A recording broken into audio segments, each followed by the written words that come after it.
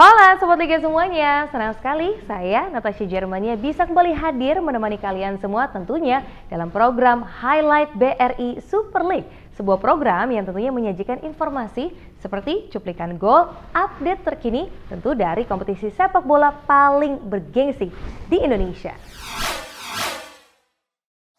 Let's go! Game week ketiga di BRI Super League 2025-2026 menyajikan sejumlah laga yang seru.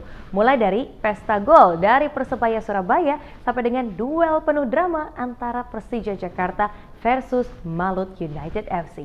Dan ada juga nih Persib yang ditahan imbang oleh PSIM Yogyakarta. Sementara itu ada Borneo FC Samarinda yang mengukuhkan diri sebagai pemuncak klasemen usai membekap Persijap Jepara. Gak usah berlama-lama lagi, let's go, kita akan lihat informasi selengkapnya berikut ini.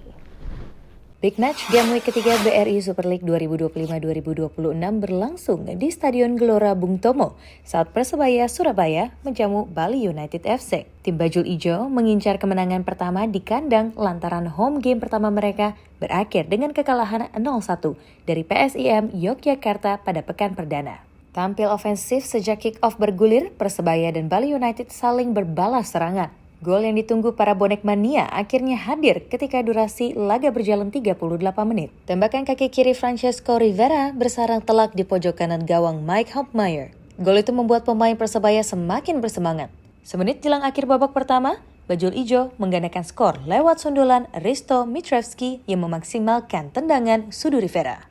Tertinggal 2 gol, Laskar Serdadu Tridatu langsung merespon. Boris Kopitovic menaklukkan Hernando lewat tembakan keras yang diawali asis dari Irfan Jaya. Babak pertama usai dengan keunggulan Persebaya 2-1 atas Bali United. Pertandingan semakin sengit pada paruh kedua. Persebaya kembali memperlebar jarak pada menit ke-53. Striker berkebangsaan Montenegro, Mihailo Perovic, membuka rekening golnya untuk Persebaya setelah menerima umpan Malik Rizaldi. Namun Bali United kembali memperlihatkan respon yang cepat. 2 menit berselang, mantan pemain Persebaya Irfan Jaya menjebol gawang tuan rumah untuk memperkecil skor menjadi 3-2. Gol ini didahului upaya Timen Gopel memberikan umpan silang dari sisi kanan. Namun gol tersebut menjadi gol terakhir bagi Bali United. Persebaya kembali memperlihatkan dominasinya yang sulit dibendung tim tamu pada sisa laga. Persebaya mendapatkan hadiah penalti dari wasit Yuda Yamamoto setelah Rivera dijatuhkan oleh Ricky Fajrin di kotak terlarang. Dengan dingin, Bruno Moreira melakukan eksekusi ala Panenka yang sukses mengecoh Hopmeyer. Persebaya unggul 4-2 pada menit ke-61. Masuknya penyerang pengganti asal Timor Leste, Gali Veritas pada menit ke-80 semakin menambah agresivitas Persebaya. Hanya butuh waktu sekitar 2 menit bagi Gali untuk mengukir gol perdananya musim ini, sekaligus menutup pesta gol tim asuhan Eduardo Perez dengan skor akhir 5-2. Dua tim papan atas saling berhadapan di Jakarta International Stadium antara Persija Jakarta menjamu Malut United FC. Tim Macan Kemayoran yang tampil superior dalam 2 laga pembuka kali ini harus menghadapi lawan yang sepadan.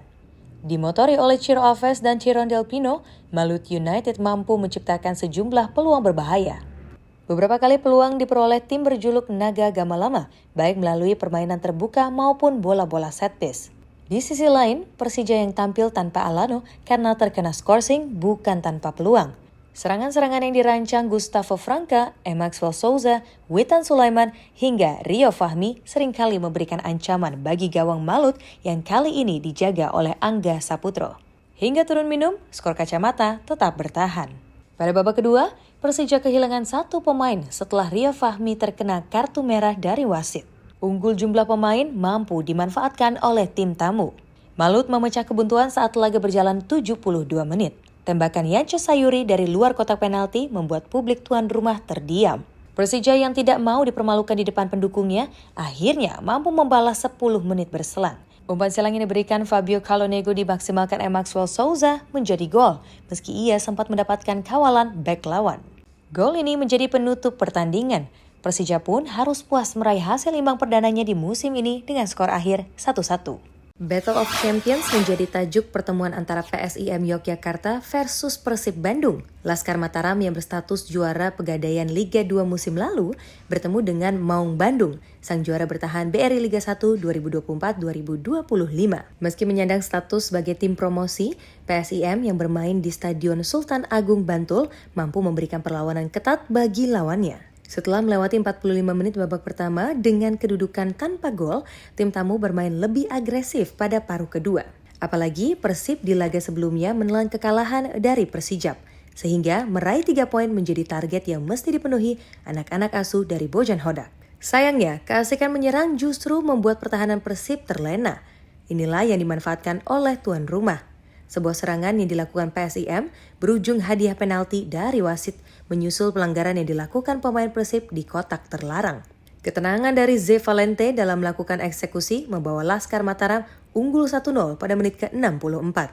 Tertinggal 1 gol membuat Mark Locke dan kolega semakin aktif memborbardir gawang PSIM. Salah satu upaya Persib membuahkan hadiah penalti ketika Reva Adi Utama dinyatakan handsball di kotak terlarang. Namun eksekusi William Barros masih melayang di atas Mister. Persib akhirnya mampu menyamakan kedudukan saat pertandingan memasuki menit ke-6 injury time. Tandukan dari Patricio Matricardi yang menerima umpan Ramon Andrade membuat skor imbang 1-1.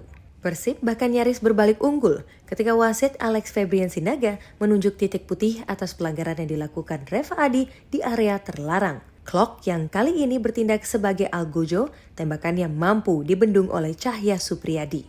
Penyelamatan sang kiper membantu PSIM mempertahankan hasil seri, sekaligus membuatnya didapuk sebagai pemain terbaik. Tercatat ada 6 penyelamatan yang dilakukan sang penjaga gawang di pertahanan ini. Menjamu Persijap Jepara di Stadion Segiri, Samarinda, Borneo FC Samarinda mengincar 3 poin untuk bisa mengambil alih posisi klasemen sementara BRI Super League pada game week ketiga. Sejak menit pertama, tuan rumah justru mendapatkan tekanan bertubi-tubi dari tamunya. Tuan rumah yang mampu keluar dari tekanan akhirnya memimpin lebih dulu saat laga memasuki menit ke-24. Striker asal Brazil, João Vinicius, mencatatkan gol pertamanya untuk pesut etam yang mengubah skor menjadi 1-0. Keunggulan ini membuat tuan rumah semakin lepas. Tekanan-tekanan yang dilakukan Borneo memaksa pemain belakang Persijap melakukan kesalahan yang berujung penalti. Borneo menggandakan kedudukan melalui tembakan penalti Mariano Peralta menjelang akhir babak pertama. Pada masa jeda, pelatih tim tamu Mario Lemos melakukan sejumlah perubahan, di antaranya memasukkan Diki Kurniawan dan Muhammad Adzikri untuk meningkatkan daya gedor. Keputusan Lemos sempat membuahkan hasil positif. Diki memperkecil ketertinggalan Laskar Kalinyamat pada menit ke-74. melalui tendangan bebas kaki kiri yang menghujam ke sudut kanan gawang Nadeo Argawinata. Namun euforia kubu Persijap tidak bertahan lama. 2 menit berselang, João Vinicius menunjukkan kapasitasnya sebagai bom bertajam dengan mencetak brace di laga ini. Upaya kedua tim untuk menambah gol pada sisa laga tidak membuahkan hasil. Kemenangan 3-1 mengangkat posisi Borneo FC ke puncak klasemen sementara BRI Super League. Borneo merupakan satu-satunya tim yang meraih hasil sempurna dari 3 laga perdana. Next ada Dewa United Banten FC yang kembali ke jalur kemenangan setelah sempat terseok-seok di 2 laga awalnya. Dan di laga lainnya ada Arema FC yang berbagi poin dengan Bayangkara Presisi Lampung FC. Sementara Semen Padang FC gagal mengalahkan PSM Makassar. Untuk itu langsung saja ini dia informasi selengkapnya.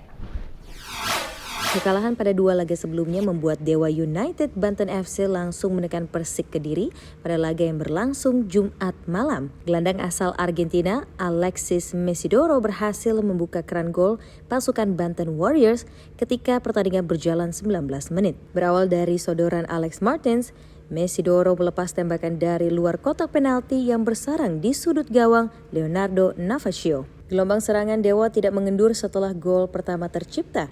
Kombinasi serangan terutama dari sisi sayap mampu membuat pertahanan Persik kerepotan. Gol kedua yang dinantikan tuan rumah akhirnya hadir pada menit ke-40. Berawal dari sebuah serangan balik, Taisei Marukawa melakukan pergerakan individu yang ditutup tembakan akurat dari luar area penalti. Gol indah sang winger lincah menutup babak pertama dengan skor 2-0.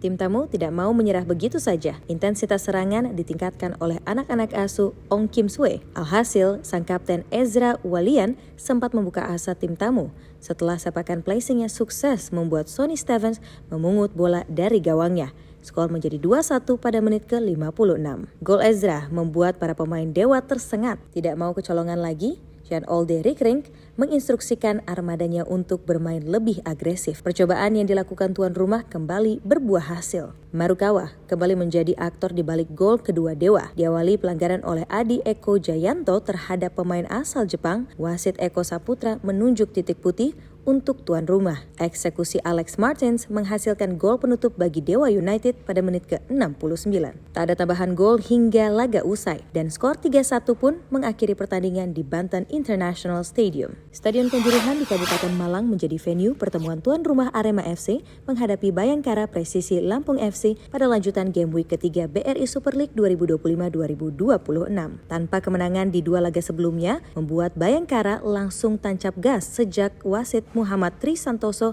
meniup peluit kick-off. Gol cepat pun mampu dilesakan oleh tim asuhan Paul Münster. Sepakan keras striker berkebangsaan Afghanistan, Farid Sadat, membuka keunggulan The Guardians kala laga genap berjalan 10 menit. Setelah tertinggal 1 gol, Arema mencoba menguasai permainan dengan mengandalkan ball possession. Namun sejumlah peluang yang didapatkan Arkan Fikri dan kolega masih belum membuahkan hasil. Sampai akhirnya gol penyama kedudukan Arema lahir saat babak pertama tersisa 6 menit. Dalberto Luan berada di posisi yang tepat untuk menyambut kesalahan bek Bayangkara, Vinicius, dalam melakukan sapuan. Skor imbang 1-1 mengakhiri paruh pertama. Di babak kedua, Arema mempertahankan supremasi dalam penguasaan bola. Ini terlihat dari statistik ball possession Singoedan yang mencapai 63%, menyisakan The Guardians yang mencatat 37%. Performa apik penjaga gawang Awan Seto yang melakukan 4 penyelamatan bagi Bayangkara juga turut membantu The Guardians dari tebaran ancaman tuan rumah. Gempuran anak asuhan Marcos Vinicius Gonçalves akhirnya memaksa pemain Bayangkara melakukan pelanggaran di kotak penalti ketika laga memasuki injury time. Sebagai eksekutor, Dalberto sukses menjadi penentu kemenangan Arema dengan skor 2-1. Brace bomber asal Brazil ini mengantarkan dirinya kokoh sebagai pemuncak top scorer sementara dengan catatan 6 gol. Menjamu PSM Makassar pada game week ketiga BRI Super League, Semen Padang langsung memaksimalkan pemain asingnya. Sebanyak 7 pemain asing diturunkan sebagai starter pada laga yang disaksikan 5.200 penonton di Stadion Haji Agus Salim. Tampil percaya diri usai meraih kemenangan atas Dewa United pada pekan sebelumnya, tim Kabau Sirah mencoba bermain ofensif. Beberapa kali percobaan serangan dilakukan namun selalu kandas. Sebuah skema serangan yang apik dari para pemain Semen Padang membuahkan gol saat pertandingan berjalan 28 menit. Terlepas dari jebakan offside, Bruno Gomez membuka keunggulan tim Kabau Sirah. Sampai babak pertama usai, Semen Padang unggul 1-0 atas tamunya. Pertandingan semakin sengit pada babak kedua, dipimpin oleh kapten tim, Yuran Fernandes yang comeback usai menjalani scoring. Tim Juku Eja mencoba memberikan tekanan lebih untuk Kabau Sirah. Salah satu peluang terbaik didapatkan ketika upaya Rizky Eka Pratama melakukan chipping, membentur mister gawang Semen Padang. Mentalitas pantang menyerah akhirnya kembali dibuktikan oleh tim asuhan Bernardo Tavares. Penyerang yang baru masuk di babak kedua, Abu Kamara, menyelamatkan PSM dari kekalahan lewat golnya pada menit ke-77. Pada sisa pertandingan, kedua tim sejatinya mampu membuat berbagai peluang, namun tak satupun upaya yang menghasilkan gol. PSM mempertahankan rekor tak terkalahkan di musim ini dengan meraih 3 hasil imbang dari 3 laga. Sedangkan bagi Semen Padang, ini merupakan hasil seri pertama mereka di perjalanan musim ini. Game week ketiga dari BRI Super League 2025-2026 menghasilkan rekor jumlah penalti. Informasi ini pun kami juga rangkum bersama dengan pertandingan PSBS Biak menghadapi Persis Solo serta Madura United versus Persita. Langsung saja ini dia selengkapnya untuk Anda. PSBS menjamu Persis Solo di Stadion Maguwo Harjo dalam lanjutan game week ketiga BRI Super League. Tim tamu memulai laga dengan percaya diri. Anak-anak asuhan Peter Dero bahkan unggul lebih dulu saat laga baru berjalan 9 menit. Lewat sebuah skema serangan yang apik, So Yamamoto menuntaskan umpan silang Giovanni Numbere untuk membawa keunggulan Persis. Tertinggal 0-1 membuat pasukan Divaldo Alves tersentak. PSBS mulai mengambil inisiatif serangan dan mengkreasikan sejumlah peluang. Setelah berbagai percobaan, gol PSBS akhirnya tercipta di menit ke-32. Berawal dari sepak pojok, Ruyeri Alfonso memberikan keunggulan bagi PSBS setelah mendapatkan umpan matang dari Eduardo Miguel. Skor 1-1 bertahan sampai jeda antar babak. Memasuki paruh kedua, laga berjalan semakin sengit karena kedua tim berupaya mencetak gol. Secara permainan, Persis lebih dominan dengan menguasai ball possession sebesar 62%, sementara PSBS hanya 38%. Namun, keunggulan itu justru membuat Persis lengah. Pelanggaran yang dilakukan pemain Persis di kotak penalti memaksa wasit Aprisman Aranda menunjuk titik putih untuk tuan rumah. PSBS akhirnya memimpin 2-1 setelah eksekusi yang dilakukan Claudio Lucas Morasi alias Luquinhas berhasil menjebol gawang Riyandi pada menit ke-68. Keadaan tertinggal membuat Persis tidak punya pilihan selain keluar menyerang. Skor kembali imbang pada menit ke-78 setelah Jordi Tutuarima memaksimalkan asis dari Altavindi. Tembakan keras Tutuarima gagal diselamatkan Dimas Gali Pratama sehingga skor berubah menjadi 2-2. Tak ada tambahan gol sampai akhir pertandingan. PSBS pun mengamankan poin perdananya untuk musim ini. Kemenangan di game week kedua dari Persik Kediri membuat tuan rumah Madura United tampil percaya diri saat menjamu Persita Tangerang di Stadion Gelora Ratu Pamelingan dalam lanjutan game week ketiga. Mendapat dukungan sekitar 3.200 supporter di stadion, para pemain Madura langsung berinisiatif menguasai permainan. Dimotori Jordi Werman, Iran Junior, dan Lulinya, tuan rumah mampu menciptakan sejumlah peluang pada menit-menit awal. Kesempatan emas pun datang dari wasit Sanche Lawita memberikan penalti untuk tuan rumah. Tembakan Pedro Felipe Montero berhasil mengecoh kiper Igor Rodriguez yang bergerak berlawanan. Madura United unggul 1-0 pada menit ke-24. Hasil near point dari dua laga sebelumnya membuat Carlos Pena, sang arsitek Persita, mempertahankan anak-anak asuhnya bermain lebih agresif. Beberapa kali upaya percobaan yang dilakukan pendekar Cisadane mengancam gawang tuan rumah yang dikawal Miswar Saputra. Petaka akhirnya dialami Madura United saat laga baru berjalan 1 jam. Kali ini, wasit memberikan hadiah penalti bagi tim tamu karena salah satu pemain Madura terkena handsball. Pada menit ke-64, Andrejic Alexa dengan tenang menjalankan tugas sebagai algojo dan mengubah kedudukan menjadi sama kuat 1-1. Gol Alexa merupakan penutup di laga ini. Meski kedua tim berupaya menambah jumlah gol, tak ada yang bisa dihasilkan hingga pertandingan berakhir. Hasil seri ini menjadi poin pertama bagi Laskar Cisadane di pentas BRI Super League 2025-2026. Kompetisi BRI Super League 2025-2026 telah merampungkan game week ketiga. Jika diamati, ada sebuah fenomena menarik yang tersaji sepanjang pekan lalu, yaitu lonjakan jumlah tendangan penalti. Dari 9 pertandingan yang digelar pada game week ketiga, total ada 10 penalti yang diberikan oleh wasit. Jumlah ini melonjak dari 2 pekan sebelumnya. Pada pekan perdana, hanya ada 3 penalti, meningkat menjadi 6 tendangan penalti di pekan kedua. Dari 10 tendangan penalti pada game week ketiga lalu, 80% menghasilkan gol.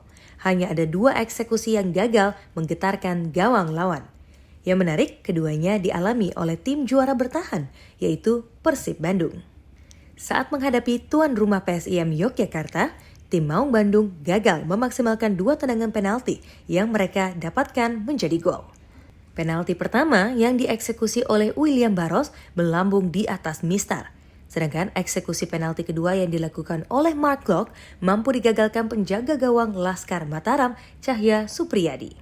Fakta lainnya, total telah tercipta 20 penalti sejak pekan pertama sampai ketiga. Di antara 18 kontestan BRI Super League, ada 2 klub yang paling banyak mendulang penalti. Klub tersebut yaitu Arema FC dan juga Persib Bandung. Baik tim Singoedan maupun Maung Bandung sama-sama mendapatkan total 3 penalti.